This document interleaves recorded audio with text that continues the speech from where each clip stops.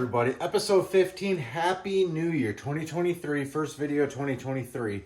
I want to thank everybody for following along this last month of videos.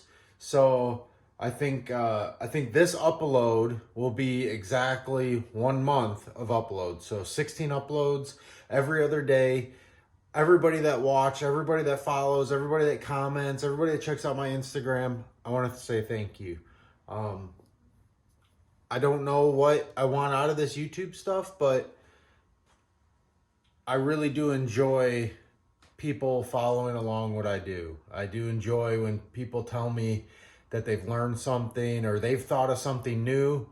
I've helped them be more creative or more motivating. You know, whatever it is, I like it, right? So, you know, that's just, at the end of the day, I think that most people that are YouTubers enjoy that like people watching them.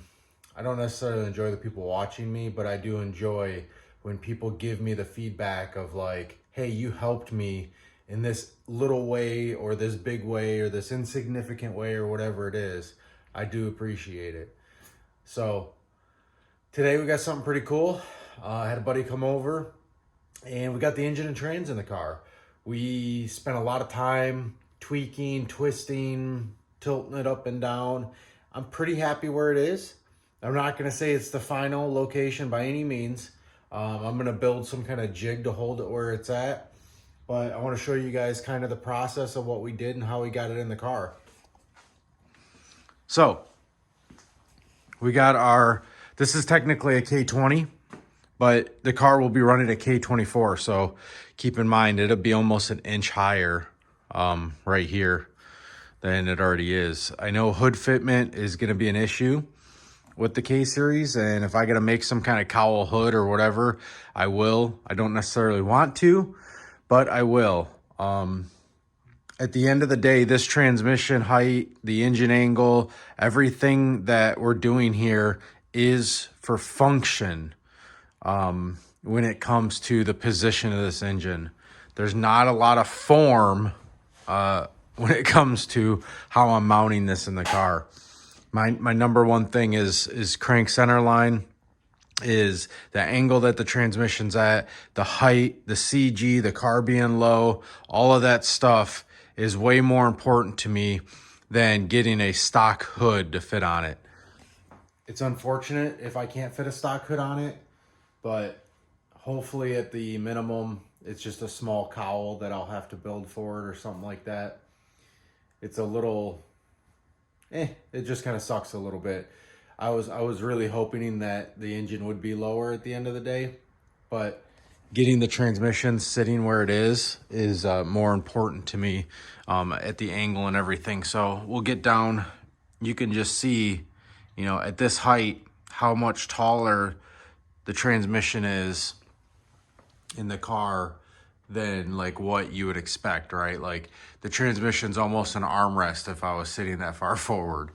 But when you look at it up underneath the car, if we put a level from floorboard to floorboard across, and the pan's only about 3/4 of an inch off of the level. So I do plan on making a custom pan for this thing that makes the pan level, so it'll be much deeper down here and only a little deeper down there, and then doing a custom rear sump. These 4L80s have a front sump, and for drag racing and stuff like that, they will starve themselves of fluid. So do a custom rear sump with a little bit deeper pan.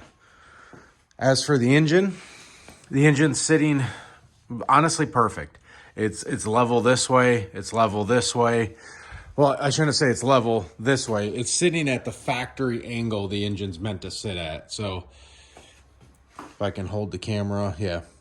So I forgot how many degrees this is. I think it's like a 12 degree or between 12 and 15 degrees, I believe.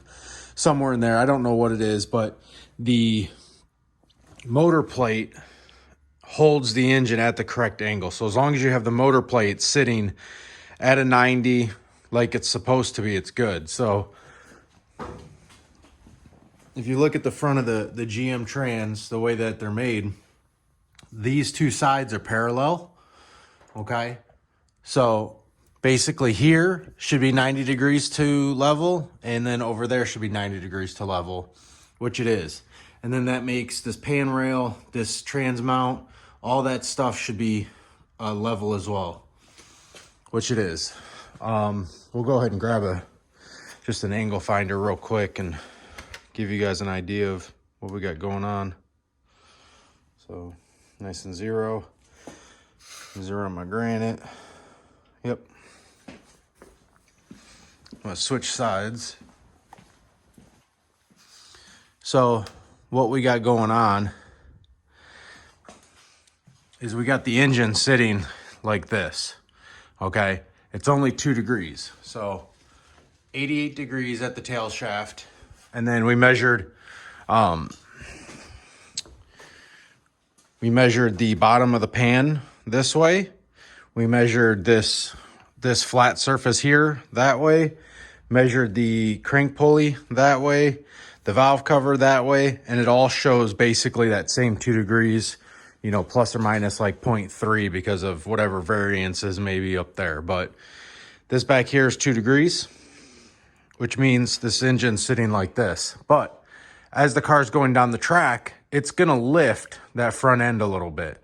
And we're hoping and assuming that it's gonna lift at least 2 degrees. That'll probably be a little bit more realistically, but you always want, you know, your ideal, you know, and this is, a lot of this information is stuff I've either talked to other drag racers about, well-known people.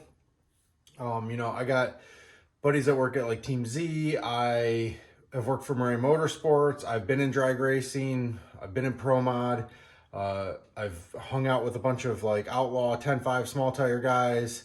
And then I also spend a ton of time just doing research too. Like guys like Tim McCanus, he literally will put all the information you need on his YouTube channel. There's like endless hours of stuff there. And he builds some of the badass race cars in the world. Tin Soldiers is another one. More Race Chassis, another one. You know, these guys are out here, you know, breaking records, winning races, and doing this stuff. And they put this information out there. So some of these numbers that I'm tossing out there aren't from my personal experiences all the time. Some of them are from other people that I'm learning things from as well and just resharing with you guys as I build. So this particular thing, 2 degrees, and then the pinion angle obviously will be at the opposing 2 degrees. So I got a nice drive shaft angle. So 2 degrees up, and then we center the transmission off the laser.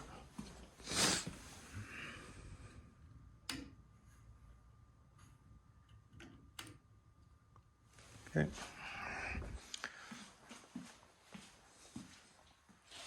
So you can see the laser running down the center of the trans to kind of give me that approximate center. You can see it right here, which it should be just to the left of this tab because that's where the seam is and the center is. And then down the spine here, and then up that center of that bolt hole. So the trans is centered, the height's good, the angle's good, and that's essentially where we're gonna be locked in at. Now at this point, you know, I can't. All right, so awkward cut in. I'm usually really good about doing one take videos, but my battery went dead on my phone. Oops. So basically at this point, there's not much more I can do besides build a jig that holds the engine and trans where it's at and then allows me to move it easily. Like I can take it out and then set it back in. You know, if I need to get it out of my way, I'll be able to lift it out, put it back in. So I do have to figure out something for that. I have to figure out some way to jig it, get it in there so it's like I can fine tune the angles and the adjustment and stuff like that and really get it locked in. And then once the floor and most of the chassis built, I mean, the majority of the chassis will have to be built. The floor, all your halos, your halo, your main hoop, all that stuff, the dash bars, all that stuff will have to be built. And once it is, I'll be able to build basically a hoop that goes around the mid plate, or the adapter plate, I should say. And then I will make that hoop attached to the adapter plate and basically turn that adapter plate into a mid plate. And then from there, the lower floor bars and the dash bar will come down and connect to that hoop that goes around the transmission. And that will basically tie it all in and get it all set. But the main reason I wanted it in there now is to see how much more I had to cut out of the firewall. We actually had to cut about 5.5, 6 inches up higher.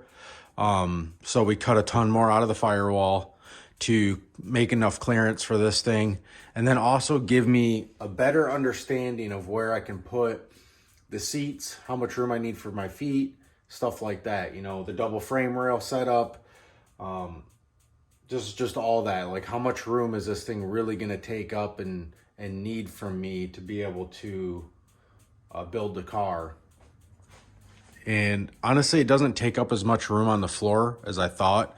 It looks like I should be able to get close to 17 inches, 16, 17 inches on each side of floor space, which is a decent amount. You know, I was expecting 15, 14 inches, which is really getting to the point of like, my wide hips will not fit in there, right? So 17 inches though, I may be able to scooch the seat forward and do some different stuff. So it's definitely something I'm going to look into more and figure out how I want to build this car from here forward.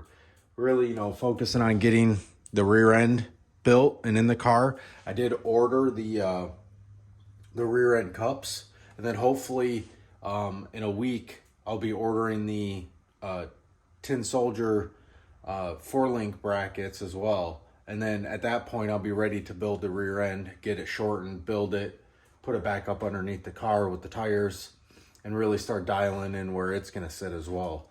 And then from there we can start putting bars in and really start having some fun. So I hope you guys are enjoying. You notice I got the trunk kind of sitting back there too, and I'm going to start figuring out what I want to do with that, cut that, maybe make some brackets for it and stuff. Just tweaking and doing little things while I'm waiting on parts. So thank you guys for tuning in to this episode. Again, Happy New Year. I hope 2022 is good, and I hope 2023 is going to be even better for you guys. Have a good night.